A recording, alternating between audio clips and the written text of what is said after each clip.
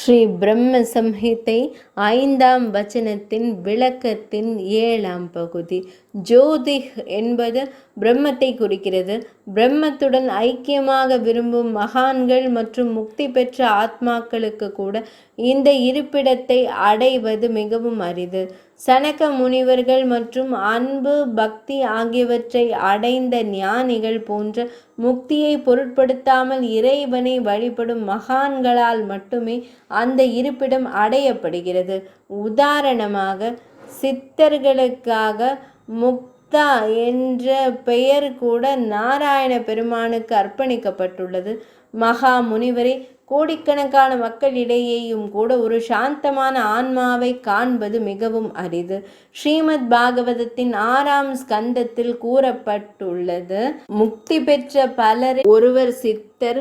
அத்தகைய பல சித்தரில் ஒருவர் நாராயண பாராயணர். மேலும் அத்தகைய சாந்தமான நாராயண பாராயணர் கோடிக்கணக்கானோரில் அரிதானவர். கீதையிலும் கூட பகவான் கூறியிருக்கிறார், யோகிகள் அனைவரிலும் அக ஆன்மாவால் என்னை அடைந்தவர்களே, நம்பிக்கையுடன் என்னை வழிபடுபவரையே நான் மிகவும் நீதி உள்ளவராக கருதுகிறேன்.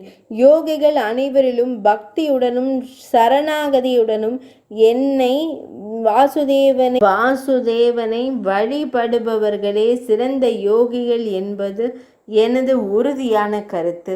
இவ்வாறு ஆழ்ந்த நம்பிக்கையுடனும் பக்தியுடனும் பக்தி வழிபாட்டை செய்யும் பக்தர்கள் மட்டுமே முக்கியமானவர்களாக கருதப்படுகிறார்கள்.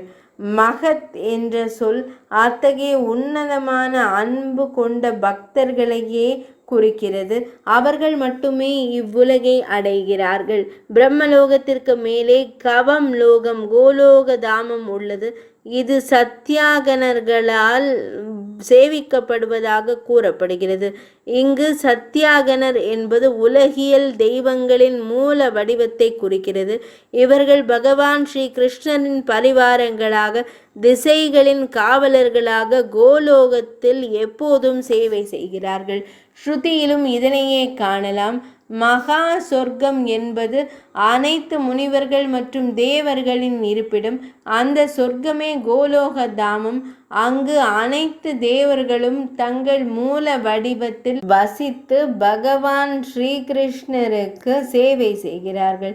அதே போல பத்ம புராணத்தின் பிற்பகுதியில் மகா வைகுந்த ஸ்ரீ கோலோக தாமத்தின் வர்ணனையின் போது மிகவும் அழகான மற்றும் மங்களகரமான நித்திய தேவர்களான விஸ்வதேவர்களும் சாத்திய புருஷர்களும் வசிக்கும் இடமே மிகவும் புகழ்பெற்ற கோலோக தாமம் என்று கூறப்பட்டுள்ளது. இது ஸ்ரீ பிரம்ம சம்ஹிதையின் 5ஆம் வசனத்தின் விளக்கத்தின் 7ஆம் பகுதி இனிதே நிறைவடைந்தது.